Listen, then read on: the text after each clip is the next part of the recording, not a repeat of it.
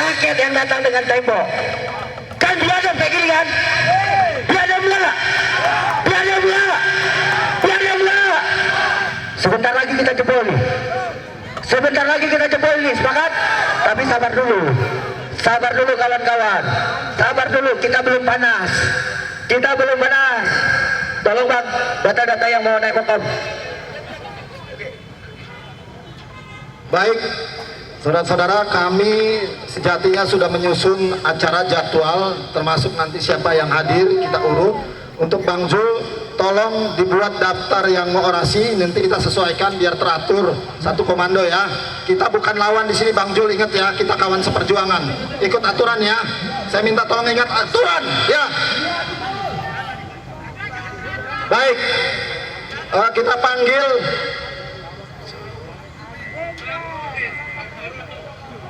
panggil tokoh kita Bapak Dr. Marwan Batubara untuk memberikan sambutannya. Kita aplaus, berikan sambutan kepada beliau.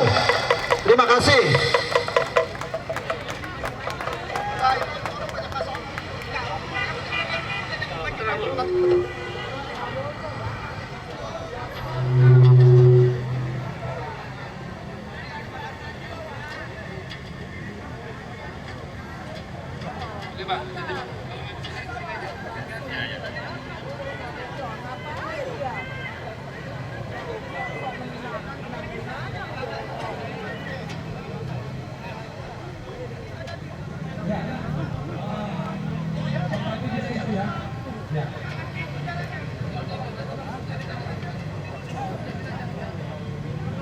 Jangan emosi. Ya.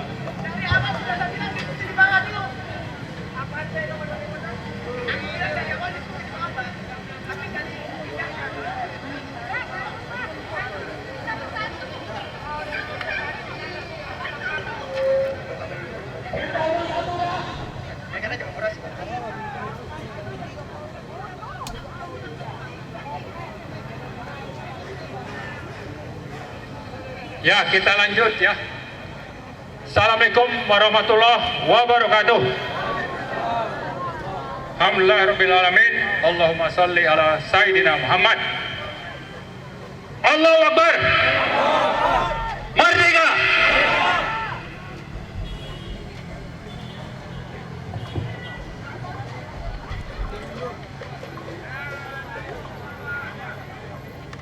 Ya, kita akan memulai orasi-orasi kita yang intinya adalah tuntutan rakyat, terutama kepada pemerintah Indonesia yang dipimpin oleh Joko Widodo dan juga kepada KPU. Kalau bicara tentang KPU atau Pilpres 2024, maka tuntutan kita adalah bahwa kita menolak hasil Pilpres 2024. Kemudian tuntutan kita yang kedua adalah agar paslon nomor 2 Prabowo Gibran agar didiskualifikasi. Yang ketiga, tuntutan kita adalah agar IT KPU diaudit forensik. Yang keempat adalah tuntutan kita agar komisioner KPU ditangkap dan diadili. Ya, karena itu saya sedikit menyampaikan latar belakang kenapa kita mengajukan tuntutan itu.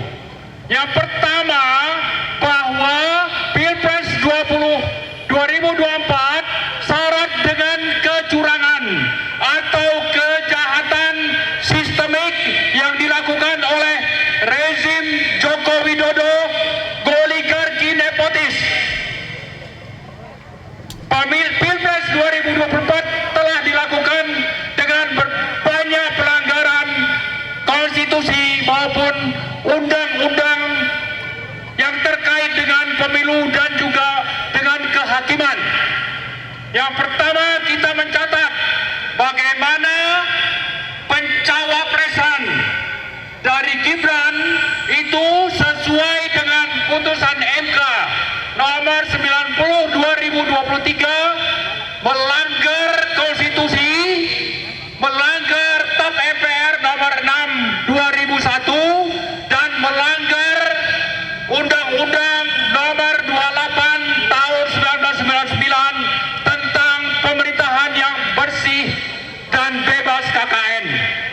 motif yang dari pelanggaran pidana nepotismenya adalah Joko Widodo, termasuk komplotan penjahatnya adalah Hakim MK yang merupakan paman dari Gibran. Kemudian yang kedua, telah terjadi berbagai perintah maupun tekanan dari pemerintahan Joko Widodo terhadap siapa? Terutama terhadap pimpinan lembaga-lembaga negara, kepala-kepala daerah, bahkan sampai kepada kepala-kepala desa, bahwa Presiden Joko Widodo telah memanggil ribuan kepala desa 2 kali ke istana. Dalam rangka apa?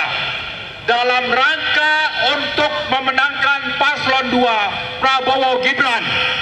Di sini Presiden Joko Widodo telah melanggar sumpah jabatan, yaitu pasal 9 Undang-Undang Dasar 1945, karena telah berpihak dan sekaligus melanggar Undang-Undang Dasar dan Undang-Undang tentang Pemilu, juga Undang-Undang tentang pemerintahan yang bersih dan bebas KKN.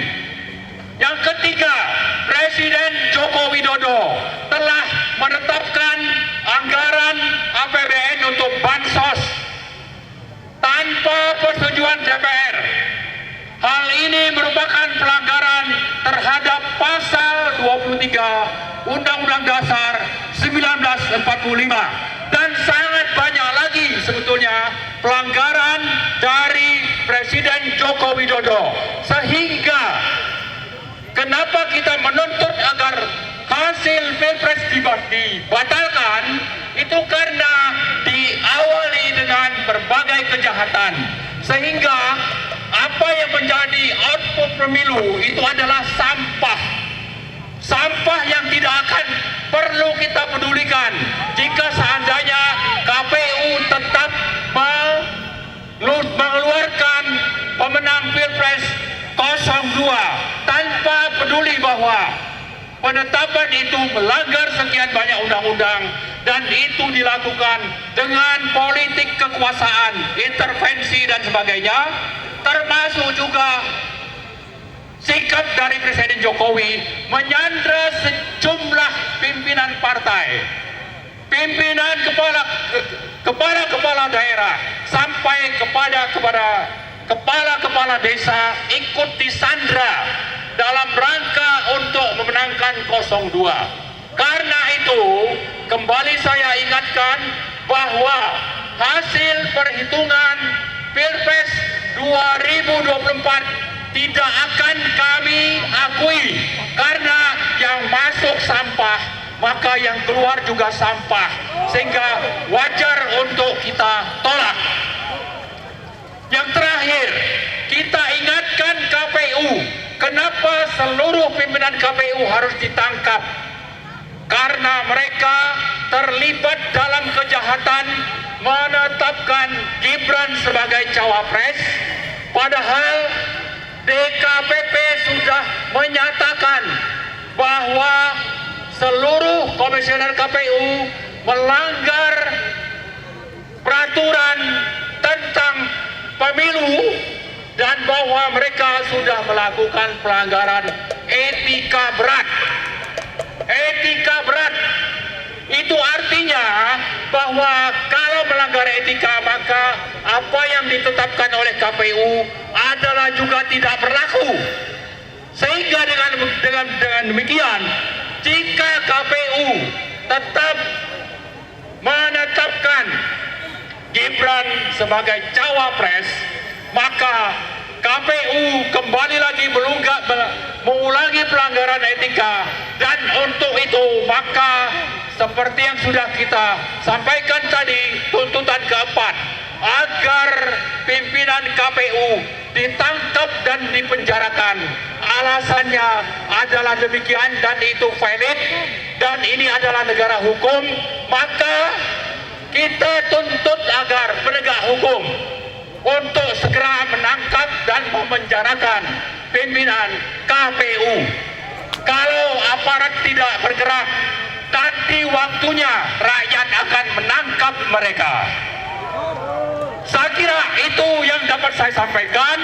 Jangan lupa di samping 4 tuntutan tadi, kami dari Petisi 100 tetap menuntut agar Joko Widodo segera dimakzulkan, atau jangan sampai nanti menunggu sampai diturunkan oleh aksi people power dari rakyat.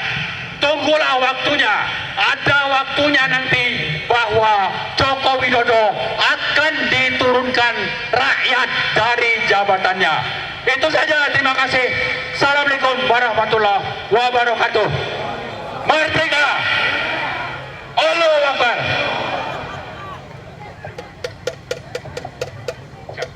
Terima kasih Pak Dr. Marwan Batubara. Mudah-mudahan apa yang menjadi spirit dia mampu membangun